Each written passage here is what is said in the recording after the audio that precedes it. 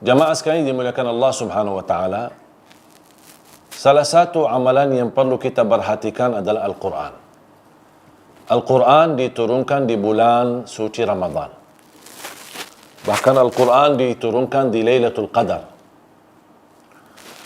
Betapa mulianya seorang hamba yang memperhatikan Al-Quran.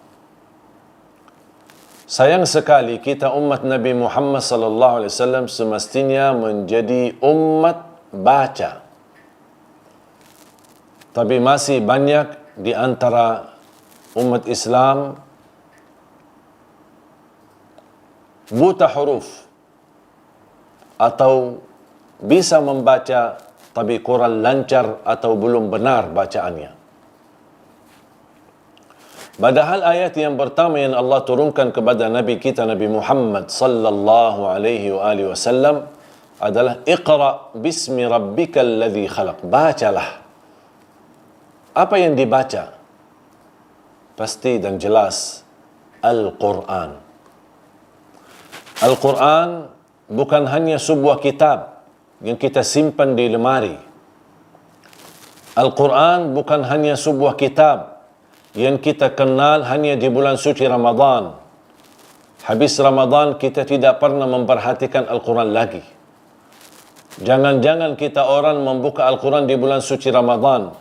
Begitu habisnya Ramadan, kita kembalikan Al-Quran di lemari dan kita berkata kepada Al-Quran, InsyaAllah bertemu tahun yang akan datang di bulan suci Ramadan.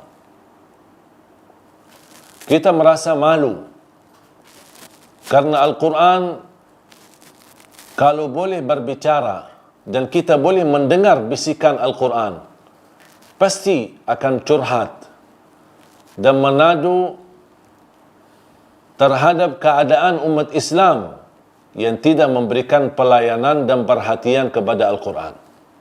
Padahal Al-Quran ini kitab yang menjaminkan kita selamat dunia akhirat,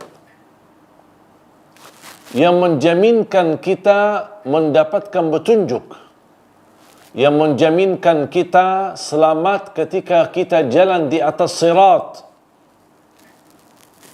yang lurus. Dan di atas sirat itu kita akan lewati menuju surga Allah. Tapi di bawah sirat itu adalah neraka Jahannam.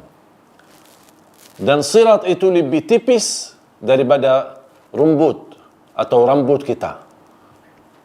Lebih tipis daripada rambut. Dan lebih tajam daripada pedang. Dan panjang lagi perjalanan. Bayangkan, tipis, tajam, dan panjang. Siapa yang bisa menjaminkan kita selamat dalam perjalanan menuju surga ketika kita jalan di atas siratul mustaqim itu?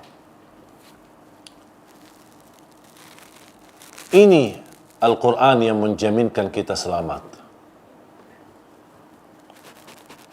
Al-Quran meningkatkan darajat kita di sisi Allah. Sampai kata Siti Aisyah radhiyallahu anha, jumlah tingkatan dalam surga Allah sesuai jumlah ayat Al-Quran. Oleh karena itu tidak ada yang lebih tinggi di dalam surga Allah daripada Ahlul Quran. Al-Quran setiap satu huruf kita baca maupun kita simak, mendengar, dapat 10 kebaikan. Dan tidak ada kitab seperti Al-Quran yang membawakan pahala sebesar itu. Setiap satu huruf hitungannya 10 kebaikan.